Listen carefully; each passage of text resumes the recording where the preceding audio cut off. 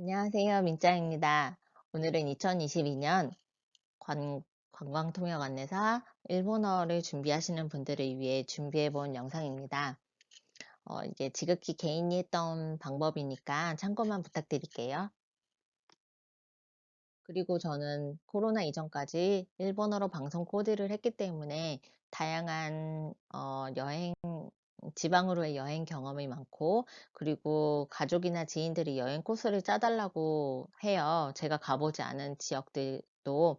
그러면 그 지역의 특산물, 위치 관계, 그리고 뭐 교통편이라든지 그 지역은 뭐가 유명한지 이런 거를 자연적으로 찾아주면서, 그런 게 이제 취미가 되다 보니까 여행에 관심도가 원래 평소부터 높았었고, 그래서 짧은 시험 기간이 있었지만 합격을 할 수 있었던 것 같아요. 그 점 미리 말씀드릴게요. 그래서 저의 영상은 언어를 처음부터 공부해야 하시는 분들은 조금 저의 팁이 되지 않을 수도 있으니까, 언어를 조금 아시는 분들이 보시면 좋을 것 같습니다. 우선 1년 전 바로 한국사 능력 검정 시험 1급을 땄습니다. 음, 이게 관통사를 위해서 따려고 딴 건 아니고, 강제로 쉬고 있는 동안 뭔가 의미 있게 시간을 보내고 싶어서 제가 방송 코디를 하면서 지방을 소개하는데 조금 더 지식이 있으면 좋겠다라는 좀 아쉬움이 있었거든요. 그래서 그런 역사를 공부하기 위해서 시작됐던 건데, 나중에 이게 관통사에서 국사 부분 공부를 할 때, 시간 절약이 굉장히 많이 됐습니다. 어, 이렇게 흐름을 한번 알기 시작하니까 자연적으로 계속 역사에 대해서 관심이 가고, 재밌고, 그리고 또 그 지역에 실제로 가보고 싶고, 그렇게 되거든요. 그래서 저는 이제, 실제로 부여에 한 달 살이를 또 갔다 왔고, 몸으로 좀 실천을 했습니다.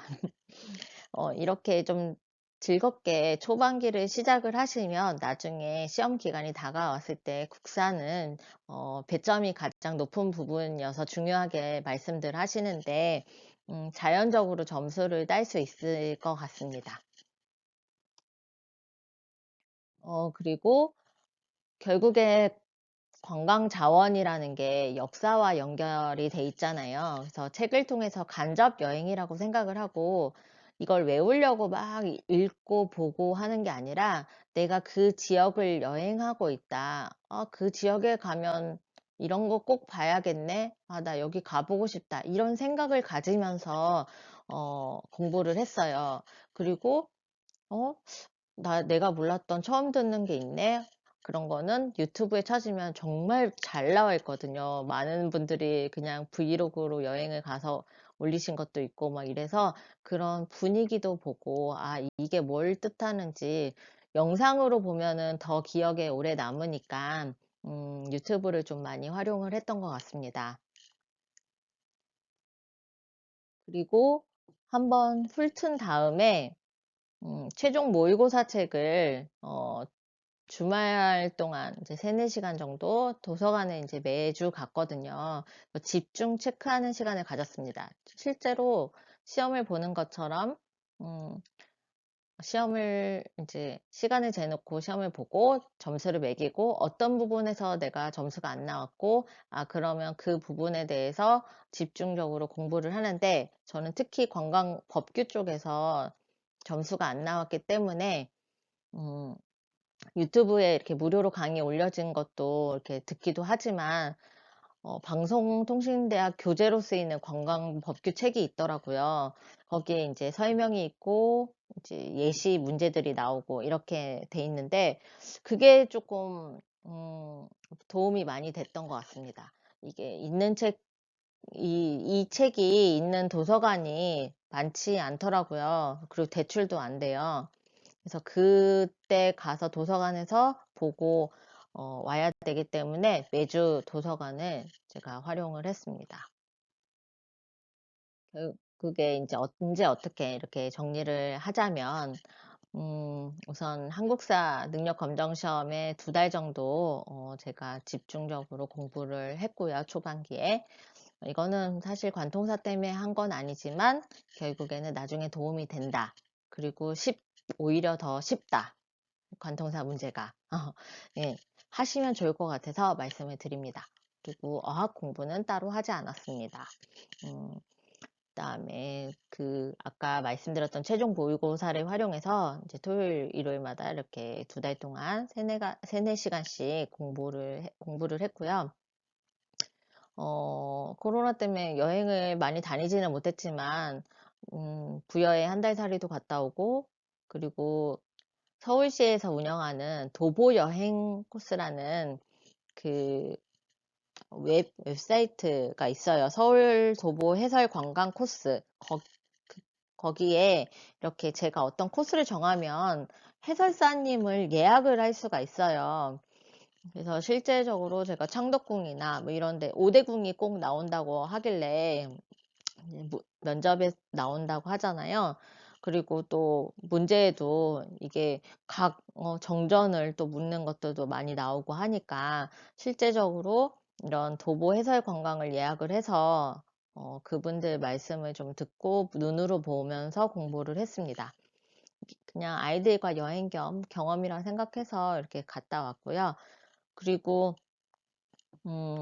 사실 관통사라는 게 안내만 하는 것이 아니라 우리나라에 그 외국인이 왔을 때 우리나라의 트렌드는 이렇고 그다음에 또 그들이 또 안전하게 여행하기 위해서 이런 부분을 체크해 주면 좋다라는 거를 기초 지식으로 알고 있으면 좋을 것 같아서 그런 관광산업 뉴스나 동향 전망 등을 오디오 클립이나 또 무료 강연 같은 걸 활용을 해서 꾸준히 들었습니다.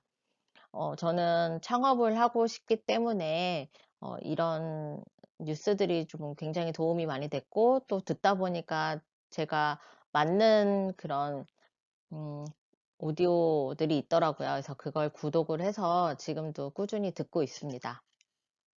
그리고 일본어로 소개되는 한국 관련 역사 드라마를 소개하는 게 있어요. 이게 단순히 드라마를 리뷰하는 게 아니라 드라마 속에 나오는 인물들의 관계라든지 이제 국녀마다 또 이런 지위나 등급이 다 나눠진다든지 그런 거를 이렇게 정말 한국 사람보다 물론 이제 그분은 한국 분이시지만 일본어로 음, 소개를 해주시는 그 유튜버가 계시는데 그분 것도 이렇게 그냥 재미삼아 꾸준히 봤던 것 같아요. 그리고 분명히 많이 찾아보실 거예요. 아마 제 것도 혹시나 이렇게 검색을 해서 들어오시는 분이 계실지 모르겠는데, 관통사 이제 뭐 필기, 관통사 면접 이런 식으로 이제 또 시험이 가까워지면 많이 치잖아요. 그런 경험담들을 저도 이렇게 찾아봤는데, 사실 어떻게 공부를 했고 하루에 몇 시간 공부를 했고 점수는 어떤 게 제일 배점이 높다라든지 이런 내용들이 좀 많이 중복이 되더라고요. 실제적으로 어떻게 공부를 했는지 이런 게 조금 자세하게 나와 있지 않아서 나는 꼭 시험을 붙으면 이렇게 공부를 하면은 조금 재밌게 하실 수 있을 것 같다라는 거를 말씀을 드리고 싶어가지고 이 영상을 남기게 된 거거든요. 음, 그래서 이제 도움이 안 된 건 아니지만 어쨌든 그런 분들의 경험담을 몇 개 이제 기억해야 될 것들은 추려서 적어 놓고 그리고 한국관광공사 이러닝에서는 이제 무슬림에 대해서 되게 어, 정확 정확하게 이제 레스토랑이라든지 어떤 요리하는 법, 무슬림 식당 이런 부분들이 나와 있는 게 있어요. 그래서 그것도 좀 봐두고 그리고 경기도 지식이라는 사이트에 자원이라든지 법규 이런 부분들 강의를 해놓은 부분이 있는데 이것도 무료거든요, 다. 그렇게 무료 강의들을 조금 활용을 많이 했습니다. 면접 시험은 다음 편 팁으로 돌아오겠습니다. 구독과 좋아요 놓치지 마세요. 그리고 궁금하신 점 언제든지 댓글 남겨주시면 제가 성심성의껏 답변 드리겠습니다. 감사합니다.